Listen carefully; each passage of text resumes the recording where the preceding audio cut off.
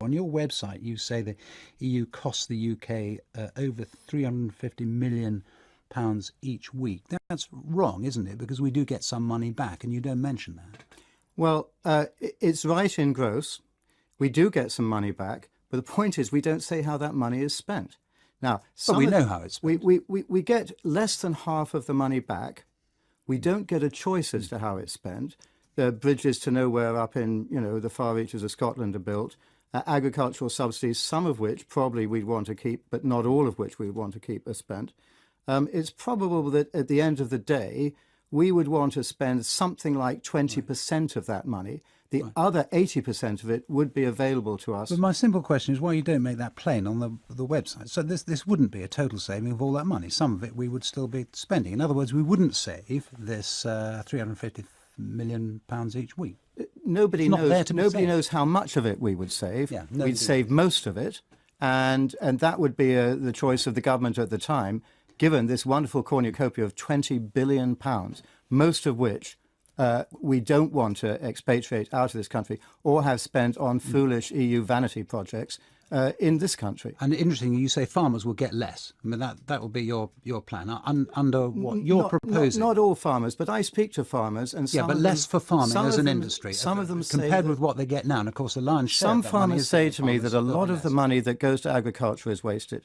Right. But nonetheless, I think we all agree that a great deal of subsidy, the ones that really help farmers, should probably be kept. But that's not my choice. That's what happens after we've voted to go out. Yes, but in plain terms, just so that everyone understands it, you would be looking, when we were controlling our own farm subsidies, to be spending significantly less than is spent at the moment in this country by the EU. No, it's not me saying that. The point is that we'd have the choice. Yeah. We don't have the choice right now as to how that money is spent. And the point is, for leaving the EU, we want to have control over our own expenditure. We don't want somebody in Brussels deciding how that money should be spent. Okay. And with our wider trading relationship, which is the thing Lord Rose was concentrating on yesterday, paint us the picture of the deal that is done that allows us to carry on, after all, getting on for 50% of our trades with the EU. How will we carry on doing that? The great thing is that everybody agrees.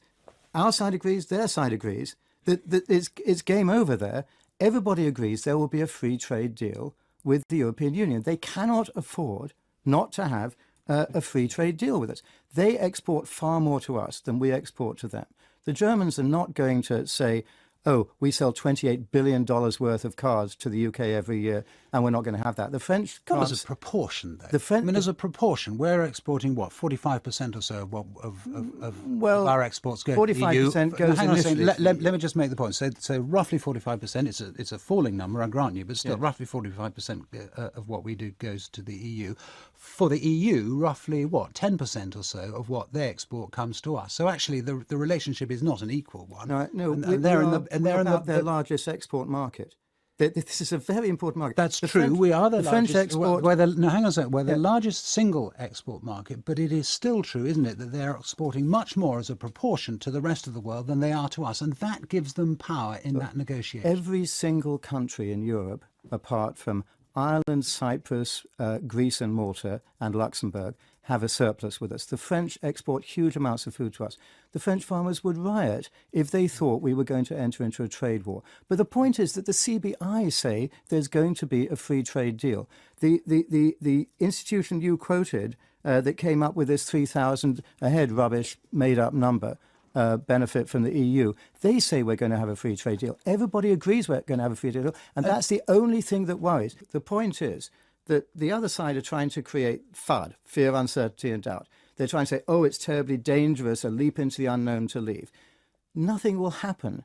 As Stuart Rose himself has said, the day we vote to leave the EU, nothing at all will happen. We'll still have exactly the same relationship. And then they will enter into a negotiation. At the end of it, we will have a relationship with the EU. It's highly unlikely that it'll be the sort of disastrous relationship that they claim.